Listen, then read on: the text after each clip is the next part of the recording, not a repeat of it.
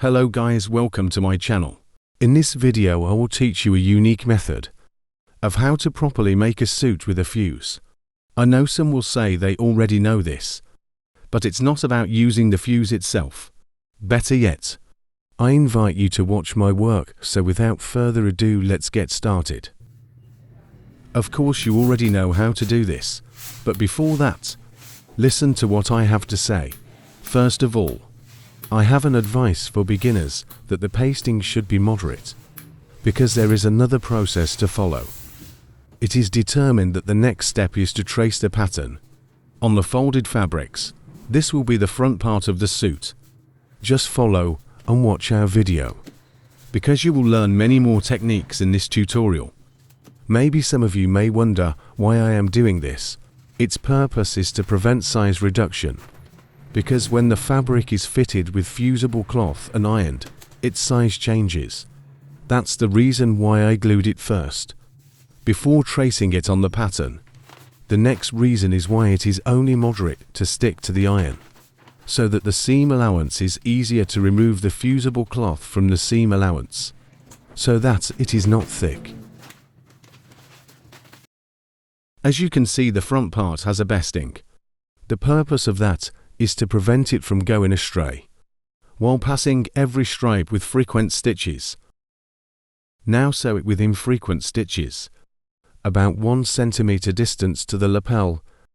If you like these videos, you can subscribe, like and share, or visit my channel demo tutorial.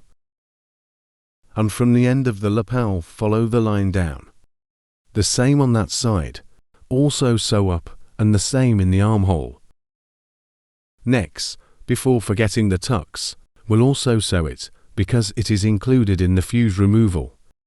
After we sew each line of the suit, peel off the fuse in each seam allowance, as you can see in the video, and cut the pocket line including 1/4, to also reduce the fuse in the tusks, so it doesn't thicken. After the pocket line is cut, continue peeling the fusible cloth and make sure it is aligned with the seam. That's why it's not glued to the iron, so it's easy to peel off.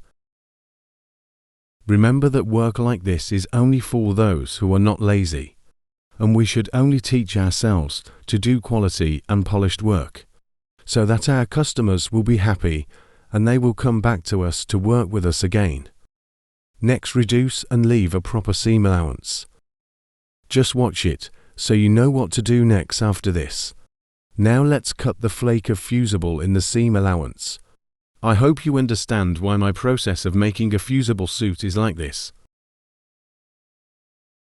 And don't forget to reduce the tucks to avoid thickening. Next we will put it back on the iron.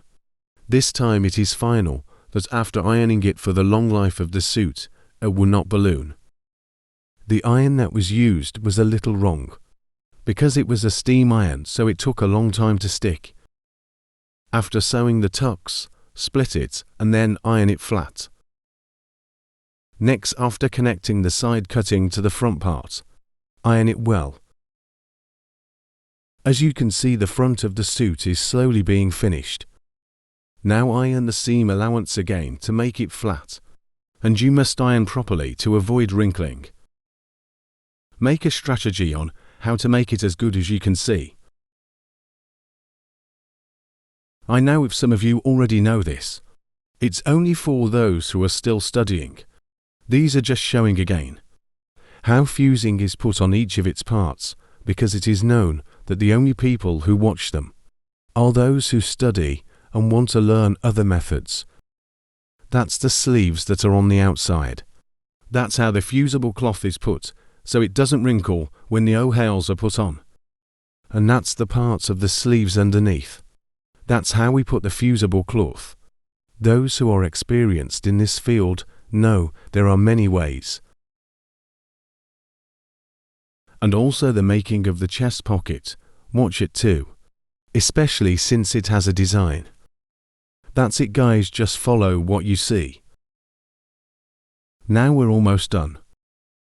I hope you learned something, and I hope you don't stop discovering new ways. And thank you very much for being my teaching partner. See you in the next video.